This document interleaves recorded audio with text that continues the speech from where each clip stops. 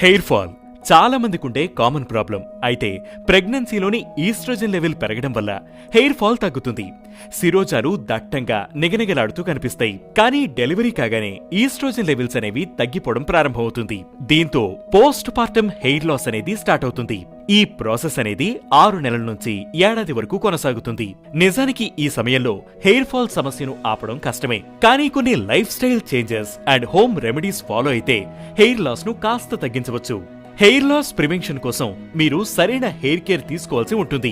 వారానికి 2 లేదా 3 సార్లు షాంపూతో హెయిర్ వాష్ చేసుకోవాలి. హాట్ వాటర్ ను ఉపయోగించవద్దు. గోరువెచ్చటి లేదా చల్లని నీటిని వాడండి.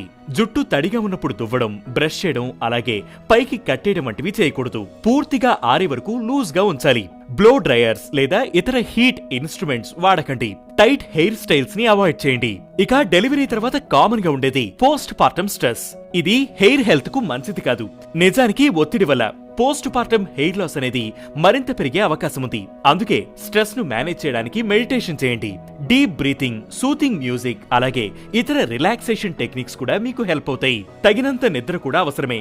నిద్రలోనే గ్రోత్ హార్మోన్ విడుదలవుతుంది. ఇక ఫుడ్ విషయానికొస్తే ప్రోటీన్ తో పాటు ముఖ్యమైన విటమిన్స్, మినరల్స్ పుష్కలంగా ఉండే డైట్ ఫాలో అవ్వాలి. బయోటిన్ హెయిర్ గ్రోత్ ను వేగవంతం చేస్తుంది. బయోటిన్ రిచ్ ఫుడ్స్ అంటే ఎగ్స్, పెరుగు, బాదం, నట్స్, హోల్ గ్రెయిన్స్, పాలు, అలాగే మీట్ ను మీ డైట్ లో భాగం చేసుకోండి. బయోటిన్ సప్లిమెంట్స్ కూడా తీసుకోవచ్చు. కానీ ముందు మీ డాక్టర్ సలహా తీసుకోవడం మర్చిపోకండి. బయోటిన్ ఉన్న షాంపూ అండ్ కండిషనర్లు కూడా వాడవచ్చు.